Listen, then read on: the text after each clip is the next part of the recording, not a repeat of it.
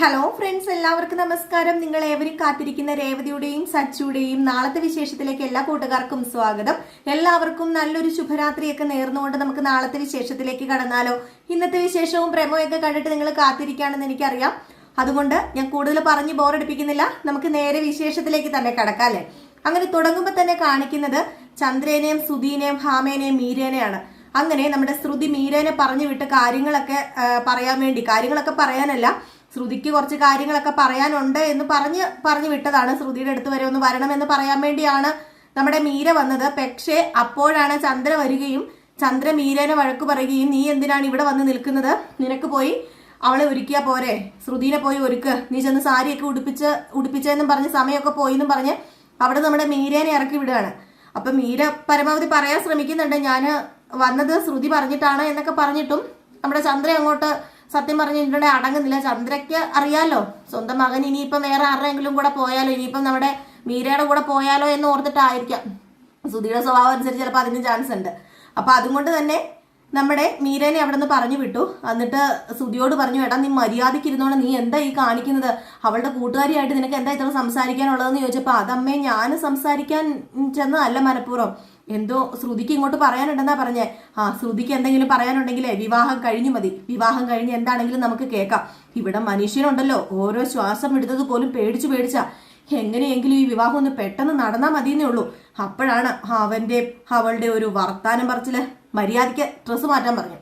അങ്ങനെ അതിന് ഇത്രയും പറഞ്ഞിട്ട് ഭാമയും ചന്ദ്രയും അങ്ങ് പോയി കേട്ടോ. അപ്പം ഭാമ ചോദിക്കുന്നുണ്ട്, നീ എന്തിനാടി ചന്ദ്രയെ വെറുതെ ആ പെങ്കൊച്ചിനെ വഴക്ക് പറയുന്നത്? നിന്റെ മകനെ പേടിയാണെങ്കിൽ നിനക്ക് നിന്റെ മകനെ പറഞ്ഞാൽ പോരെ? അതുമല്ല, ശ്രുതിക്ക് എന്തോ പറയാനുണ്ടെന്ന് പറഞ്ഞപ്പോൾ അത് കേൾക്കാനുള്ളൊരു സാവകാശം നീ കാണിക്കണ്ടേന്ന് പറഞ്ഞു.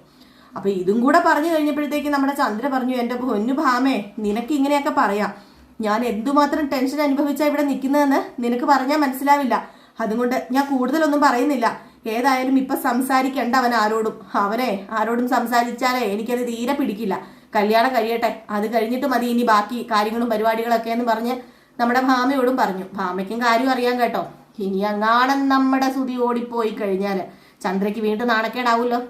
അതുകൊണ്ട് തന്നെയാണ് നമ്മുടെ ചന്ദ്ര സത്യം പറഞ്ഞിട്ടുണ്ടെങ്കിൽ പേടിച്ചു വരച്ച് നിൽക്കുന്നത്. അപ്പൊ ഈ ഒരു ഭാഗം കഴിഞ്ഞ് പിന്നെ കാണിക്കുന്ന സീൻ എന്ന് പറഞ്ഞിട്ടുണ്ടെങ്കിൽ വേറെ ഒന്നുമല്ല, നമ്മുടെ ലക്ഷ്മീനെയും ദേവുവിനെയാണ്. അതായത് ലക്ഷ്മി എന്ന് പറഞ്ഞാൽ നമ്മുടെ രേവതിയുടെ അമ്മേനെയും ദേവുവിനെയും, പിന്നെ കാണിക്കുന്നത് ശ്രീകാന്തിനെയാണ്. അപ്പൊ ശ്രീകാന്ത് ഇങ്ങനെ ഓരോ കാര്യങ്ങളൊക്കെ ഇങ്ങനെ സംസാരിച്ചുകൊണ്ടിരിക്കുകയാണ്. അപ്പൊ പൂ കെട്ടുന്ന കാര്യത്തെക്കുറിച്ചാട്ടോ പറയുന്നത്. അങ്ങനെ നമ്മുടെ ശ്രീകാന്ത് പറഞ്ഞു, ഏതായാലും എൻ്റെ കല്യാണം കഴിയുകയാണെങ്കിലും എനിക്കിനി പെട്ടെന്ന് പൂ കെട്ടാലോ, പൂ കിട്ടൂലോ. കല്യാണത്തിന് ഞാൻ ഇനിയിപ്പം ഇങ്ങനെ തിരിഞ്ഞ് നടക്കുമൊന്നും വേണ്ടല്ലോ, വേറെ എവിടെയെങ്കിലും പൂ അന്വേഷിച്ച് നടക്കുമൊന്നും വേണ്ടല്ലോ, ഇവിടെ ദേവു ഉണ്ടല്ലോ എന്നിങ്ങനെ പറഞ്ഞപ്പോഴത്തേക്കും പെട്ടെന്ന് നമ്മുടെ ലക്ഷ്മിക്കൊരു പേടി. ഇനിയിപ്പം ദേവും ഈ പറയുന്ന ശ്രീകാന്തും തമ്മിൽ എന്തെങ്കിലും കണക്ഷൻ ആവുമോ എന്നൊരു ചെറിയ പേടിയുണ്ട്. ഒരു മകളെ അങ്ങോട്ട് അയച്ചതിന് അനുഭവിച്ചുകൊണ്ടിരിക്കുകയാണ്, ഒരു മകളുടെ കണ്ണുനീരും കൈയും കണ്ടുകൊണ്ടിരിക്കുകയാണ് നമ്മുടെ ലക്ഷ്മി. അപ്പൊ അതുകൊണ്ട് തന്നെ വീണ്ടും ദേവുവിനെ അങ്ങോട്ടേക്ക് കയറ്റി വിടാൻ ഒരിക്കലും നമ്മുടെ ലക്ഷ്മി താല്പര്യപ്പെടില്ല, പ്രോത്സാഹിപ്പിക്കത്തുമില്ല. അങ്ങനെ ലക്ഷ്മി പറഞ്ഞു, അല്ല മോനെ നീ എന്താ പറയുന്നത്? അല്ല, ദേവു നന്നായിട്ട് പൂ കിട്ടൂലോ, അപ്പൊ പിന്നെ എനിക്ക് പൂ കെട്ടാൻ വേറെ ആരുടെ അടുത്തും അന്വേഷിച്ച് പോകണ്ടല്ലോ. എനിക്കിപ്പോ ഒരു പെണ്ണ് വരുവാണെങ്കിൽ അവക്കൊരു പൂ മേടിച്ചു കൊടുക്കണമെങ്കിൽ ഇവിടെ ഒന്ന് ദേവുവിനോട് പറഞ്ഞാൽ പോരെ എന്ന് പറഞ്ഞപ്പോഴത്തേക്കും നമ്മുടെ ദേവ് പറഞ്ഞു, അതിനിപ്പോ എന്നോട് എന്തിനാ പറയുന്നത്? വീട്ടിൽ തന്നെ ഉണ്ടല്ലോ എക്സ്പെർട്ടായിട്ട് നല്ല പൂ കെട്ടാൻ അറിയുന്ന ഒരാള്, എന്റെ ചേച്ചി പൂ കെട്ടി തരൂലേ? ഓ അതും ശരിയാണല്ലോ അല്ലേ. ഏതായാലും രേവതിയടുത്തി പൂ കെട്ടുന്ന ഞാൻ കണ്ടിട്ടുണ്ട്, എന്തൊരു സ്പീഡാണെന്ന് അറിയാമോ എന്ന് പറഞ്ഞപ്പം നമ്മുടെ ലക്ഷ്മി പറഞ്ഞു, അതെ, കുഞ്ഞുനാളിലെ മുതല് അവള് പൂ കെട്ടി ശീലിച്ചതാ. ദേവുവിനും അതുപോലെ തന്നെ നമ്മുടെ ശരത്തിനും ഒന്നും അത്രയ്ക്ക് നന്നായിട്ട് പൂ കെട്ടാൻ അറിയില്ല. എല്ലാ കാര്യങ്ങളും നല്ല നീറ്റായിട്ട് എൻ്റെ മോള് ചെയ്യുന്നു പറഞ്ഞപ്പോൾ അതെനിക്കറിയാം ആൻറ്റി, എല്ലാ കാര്യങ്ങളും നീറ്റായിട്ട് തന്നെയാ വീട്ടിലും ഏടത്തി ചെയ്തു പൊക്കോണ്ടിരിക്കുന്നത്. അത് കാണുമ്പോൾ തന്നെ ഒരു സന്തോഷമാണ്. സത്യം പറഞ്ഞ ഏടത്തി വന്നതിന് ശേഷം ഞങ്ങളുടെ വീടൊരു വീടായത്. ഇല്ലെങ്കിൽ ആ വീട്ടില് രാവിലെ ഒരു വിളക്ക് കത്തിക്കാനോ അതുപോലെ രാവിലെ കാപ്പി ഉണ്ടാക്കാൻ കയറുന്ന ഒന്നും ഞാൻ കണ്ടിട്ടില്ല. എൻ്റെ അമ്മയ്ക്ക് നേരം വെളുക്കുന്നത് എപ്പോഴാണെന്ന് അറിയാമോ? ഉച്ചയിൽ വെയിലടിക്കുമ്പോഴാണ് എൻ്റെ അമ്മയ്ക്ക് നേരം വെളുക്കുന്നത് എന്നൊക്കെ പറഞ്ഞു. അപ്പോഴാണ് അവിടെ കരിമ്പ് ജ്യൂസ് കണ്ടതും നമ്മുടെ ശ്രീകാന്ത് കരിമ്പ് ജ്യൂസിന്റെ അടുത്തേക്ക് പോയിട്ട്, അതെ ഒരു കരിമ്പ് ജ്യൂസ് നമുക്ക് കുടിച്ചാലോ? സത്യം പറഞ്ഞു കഴിഞ്ഞാലേ ഈ കരിമ്പ് ജ്യൂസ് കുടിച്ചിട്ടുണ്ട് ഞാൻ. പിന്നെ നിങ്ങൾ വെറും കരിമ്പ് ജ്യൂസ് അല്ലേ കൊടുക്കുന്നത്? ഞാനൊരു ടെക്നിക്ക് പറഞ്ഞു തരട്ടെ. ഏതായാലും ദേവു നീ വാ, ഞാനൊരു കരിമ്പ് ജ്യൂസ് ഉണ്ടാക്കി തരാം, അതെങ്ങനെയുണ്ടെന്ന് പറയണമെന്ന് പറഞ്ഞ് കരിമ്പ് ജ്യൂസൊക്കെ ഉണ്ടാക്കുകയാണ്. അങ്ങനെ കരിമ്പ് ജ്യൂസ് ഉണ്ടാക്കി അതിനകത്ത് ഇഞ്ചി എന്തൊക്കെയോ സാധനങ്ങളും സാമഗ്രികളൊക്കെ ഇട്ട് നല്ലൊരു ടേസ്റ്റി രൂപത്തിലാക്കി എടുത്തു നമ്മുടെ ശ്രീകാന്ത്. എന്നിട്ട് ദേവുവിന് അത് കുടിക്കാൻ കൊടുത്തു, അതുപോലെ തന്നെ നമ്മുടെ ശരത്തിന് കുടിക്കാൻ കൊടുത്തു. അപ്പം നല്ല ടേസ്റ്റ്. അപ്പോഴത്തേക്കും നമ്മുടെ ശ്രീകാന്ത് പറഞ്ഞു, അതെ ഇനി ഈ ലെവലില് ഇവിടെ ഉണ്ടാക്കി കൊടുക്കണം എല്ലാവർക്കും. എന്നിട്ട് കുറച്ച് പൈസയും കൂടെ കൂടുതൽ മേടിച്ചോ. പിന്നെ പൈസ ഇപ്പൊ തന്നെ ഞങ്ങൾ കൊടുക്കുന്ന പൈസ കൂടുതലാണെന്നാ പറയുന്നത്, മേടിക്കുന്ന പൈസ കൂടുതലാണെന്നാ പറയുന്നത്. അതെ ദേവു അതൊക്കെ വെറുതെ പറയുന്നതാ. നമ്മൾ എത്ര ടേസ്റ്റുള്ള സാധനങ്ങൾ ഉണ്ടാക്കി കൊടുത്തോ, അത് എത്ര പൈസ കൂട്ടിയാലും ആൾക്കാർ നമ്മളെ തേടി എത്തും. നീ നോക്കിക്കോ, അല്ലെങ്കിലേ കണ്ടു നോക്കണം, ഞാൻ റെസ്റ്റോറന്റ് ഇടുമ്പം അവിടെ നിറച്ച ആളുകളായിരിക്കും എന്നിങ്ങനെ പറഞ്ഞപ്പോഴത്തേക്കും കല്യാണം കഴിഞ്ഞും എനിക്കിങ്ങനെ കരിമ്പ് ജ്യൂസ് കുടിക്കാമല്ലോ. ഇത് കേട്ട് കഴിഞ്ഞപ്പോഴത്തേക്കും ലക്ഷ്മി വീണ്ടും പേടിച്ചു പോയി. കല്യാണം കഴിഞ്ഞ് കരിമ്പ് ജ്യൂസ് കുടിക്കാന്ന് പറയുന്നത് ഇനി എന്തർത്ഥത്തിലാണെന്ന് അറിയത്തില്ലോ. അങ്ങനെ ലക്ഷ്മി സത്യം പറഞ്ഞിട്ടുണ്ടെങ്കിൽ ഇവര് സംസാരിക്കുന്നത് കേട്ടോണ്ട് നിൽക്കുന്നത് പേടിച്ച. അപ്പം ദേവ് പറയുന്നുണ്ട്, അതെങ്ങനെ കരിമ്പ് ജ്യൂസ് കുടിക്കാൻ പറ്റും? അല്ല, എല്ലാ റെസിപ്പി ഇപ്പം നിനക്കറിയാലോ, അതുപോലെ തന്നെ എനിക്കും എല്ലാ റെസിപ്പീസും അറിയാം. അപ്പൊ പിന്നെ കരിമ്പ് ജ്യൂസ് കല്യാണം കഴിഞ്ഞ് കുടിക്കാൻ പറ്റൂലോ. ആദ്യം നീ റെസ്റ്റോറന്റ് പോയിട്, എന്നിട്ട് പോരെ ഈ വീമ്പ് പറിച്ചില്ലെന്ന് ചോദിച്ചപ്പം വീമ്പ് പറഞ്ഞായിട്ട് നിനക്ക് തോന്നുന്നുണ്ടോ എന്ന് ചോദിച്ചപ്പോ ഞാൻ വെറുതെ പറഞ്ഞതാ എന്ന് പറഞ്ഞിട്ട് ശ്രീകാന്ത് കരിമ്പ് ജ്യൂസ് ഒക്കെ കുടിച്ചിട്ട് അവിടെ നിന്ന് പോകാൻ തുടങ്ങി. അപ്പോഴത്തേക്കുമാണ് നമ്മുടെ ദേവു ആ പൂമാലയൊക്കെ എടുത്തുകൊണ്ട് പോകാൻ തുടങ്ങുമ്പോഴത്തേക്ക്, നീ എങ്ങോട്ടാ ഈ പൂമാല എടുത്തോണ്ട് പോകുന്നതെന്ന് ലക്ഷ്മി ചോദിക്കുന്നത്. അതെ ഞാനും ശ്രീകാന്തും ഈ പൂമാല കൊണ്ട് കൊടുത്തോളാം. അതൊന്നും ശരിയാവില്ല, ഞാൻ കൊണ്ട് കൊടുത്തോളാം, അല്ലെങ്കിൽ രേവതി വന്ന് എടുത്തോണ്ട് പോയിക്കോളും. നീയും ശ്രീകാന്തും കൂടെ എന്തിനാ കൊണ്ട് കൊടുക്കുന്നത്? എന്താ അമ്മ ഇത്? അമ്മ ഒരു കാര്യം ചെയ്യാം, അങ്ങ് അകത്തേക്ക് ചെന്നേ, അവിടെ എല്ലാവരും അമ്മേനെ തിരക്കില്ലേ, രേവതി ചേച്ചിയുടെ അമ്മ എന്തിയെന്ന് ചോദിച്ചു കഴിഞ്ഞിട്ടുണ്ടെങ്കിൽ എന്ത് പറയും? അതും കൊണ്ടേ അമ്മ അകത്തേക്ക് ചെയ്യില്ല, ഞങ്ങൾ ഈ പൂവ് ഞങ്ങൾ രണ്ടുപേരും കൊണ്ട് കൊടുത്തോളാം എന്ന് പറഞ്ഞുകൊണ്ട് ആ പൂമാല എടുത്തോണ്ട് അങ്ങ് പോയിട്ടോ. നമ്മുടെ ലക്ഷ്മിക്ക് പേടിയുണ്ട് കേട്ടോ, കാരണം വേറൊന്നും അല്ല, സത്യം പറഞ്ഞാൽ എപ്പോഴാ എങ്ങനെയാണെന്നൊന്നും പറയാൻ പറ്റില്ല. ഇപ്പോഴത്തെ പെൺകുട്ടികളുടെ ആൺകുട്ടികളുടെ മനസ്സാണ്, പക്ഷെ അവർ തമ്മിൽ അങ്ങനെയൊന്നുമില്ല. പിന്നെ കാണിക്കുന്ന ഒരു സീൻ എന്ന് പറഞ്ഞിട്ടുണ്ടെങ്കിൽ, നമ്മുടെ ലക്ഷ്മി അകത്തേക്ക് കയറി ചെന്ന് കഴിയുമ്പോഴത്തേക്കും അച്ഛമ്മ എവിടെ നിൽക്കുക.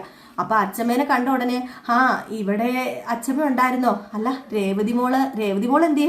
രേവതിനെ ഞാൻ അകത്തേക്ക് പറഞ്ഞു വിട്ടായിരുന്നു, അവിടെ പൂജയും കാര്യങ്ങളും ഒക്കെ നടക്കല്ലേ, അപ്പൊ അവിടെ സഹായിക്കാൻ പറഞ്ഞ് ഞാൻ അങ്ങോട്ടേക്ക് പറഞ്ഞു വിട്ടത്.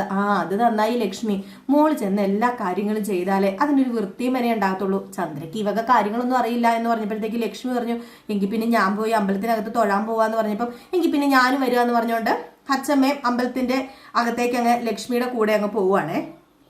പിന്നെ നമ്മുടെ രവീന്ദ്രനെയാണ് കാണിക്കുന്നത്. അപ്പൊ രവീന്ദ്രന്റെ കൂട്ടുകാരനും ഇങ്ങനെ സംസാരിച്ചുകൊണ്ടിരിക്കുകയാണ്. വേറെ ഒന്നുമല്ല സംസാരിക്കുന്നത്, രവീന്ദ്രന്റെ പെൻഷന്റെ കാര്യത്തെക്കുറിച്ച് തന്നെയാണ്. പെൻഷൻ ഇതുവരെ കിട്ടിയില്ല, ഏതായാലും അത് മേടിച്ചെടുക്കുക തന്നെ വേണം, അത് മേടിച്ചെടുക്കാതിരിക്കാൻ പറ്റില്ല, കാരണം നമ്മുടെ അവകാശമല്ലേ എന്നൊക്കെ പറഞ്ഞുകൊണ്ടിരിക്കുകയാണ്. അപ്പൊ ഈ സമയത്ത് നമ്മുടെ സുധി അങ്ങോട്ടേക്ക് വന്നു. സുധീനെ കണ്ടോടനെ കൂട്ടുകാരൻ ചോദിച്ചു, അല്ല സുധി, നീ എവിടെയാ ജോലി ചെയ്യുന്നത്? നിനക്ക് എവിടെയാ ജോലി? അല്ല നിന്റെ ജോലി ചെയ്യുന്ന സ്ഥലത്തെ കൂട്ടുകാരും വന്നില്ലേ എന്ന് ചോദിച്ചപ്പോഴത്തേക്ക് രവീന്ദ്രനും ചോദിച്ചു, അതെ ഞാനും ചോദിക്കണം ഓർത്തിരിക്കുമായിരുന്നു സുധി, നിന്റെ കൂട്ടുകാരും വന്നില്ലേ എന്ന് ചോദിച്ചു. അത് പിന്നെ അവരൊന്നും ഞാൻ വിളിച്ചില്ല. അതെന്താ അവരൊന്നും നീ വിളിക്കാത്തത്? അത് പിന്നെ ഇപ്പം ഞാൻ ജോലിക്ക് കയറിയതല്ലേ ഉള്ളൂ. അപ്പോഴേക്ക് കൂട്ടുകാരൻ ചോദിച്ചു, രവീന്ദ്രന്റെ കൂട്ടുകാരൻ ചോദിച്ചു, അല്ല നീ എവിടെയാ ജോലി ചെയ്യുന്ന സ്ഥലം ഏതാന്നൊക്കെ ചോദിച്ചപ്പോഴത്തേക്ക് നമ്മുടെ ചന്ദ്ര വന്നിട്ട് പതുക്കെ